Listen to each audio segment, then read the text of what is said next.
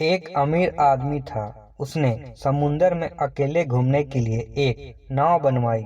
छुट्टी के दिन वह नाव लेकर समुंदर की सैर करने निकला। आधे समुंदर तक पहुंचा ही था कि अचानक एक जोरदार तूफान आया। उसकी नाव पूरी तरह से तहस-नहस हो गई, लेकिन वह लाइफ जैकेट की मदद से समुंदर में कूद गया। जब तूफान शांत हुआ तब वह तैरता तैरता एक टापू पर पहुंचा, लेकिन वहां भी कोई नहीं था। टापू के चारों ओर समुंदर के अलावा कुछ भी नजर नहीं आ रहा था।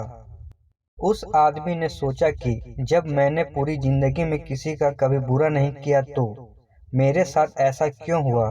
उस आदमी को लगा कि भगवान ने मौत से बचाया तो आगे का रास्ता भी भगवान ही बताएगा। धीरे धीरे वह वहां पर उगे झाड़ पत्ते खाकर दिन बिताने लगा। अब धीरे धीरे उसकी श्रद्धा टूटने लगी। भगवान पर से उसका विश्वास उठ गया। उसको लगा कि इस दुनिया में भगवान है ही नहीं।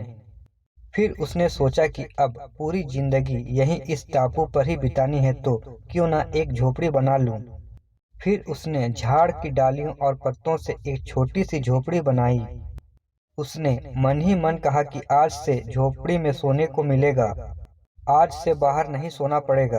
रात हुई थी कि अचानक मौसम बदला। बिजलियां जोर जोर से कड़कने लगी। तभी अचानक एक बिजली उस झोपड़ी पर आ गिरी और झोपड़ी धकधकाते हुए जलने लगी। यह देखकर वह आदमी टूट गया। आसमान की तरफ देखकर बोला, तू भगवान नहीं राक्षस है। तुझमें दया जैसा कुछ है ही नहीं। तू बहुत क्रूर है। वह व्यक्ति हताश होकर सर पर हाथ रखकर रो रहा था कि अचानक एक नाव टापू के पास आई। नाव से उतरकर दो आदमी बाहर आए और बोले कि हम तुम्हें बचाने आए हैं।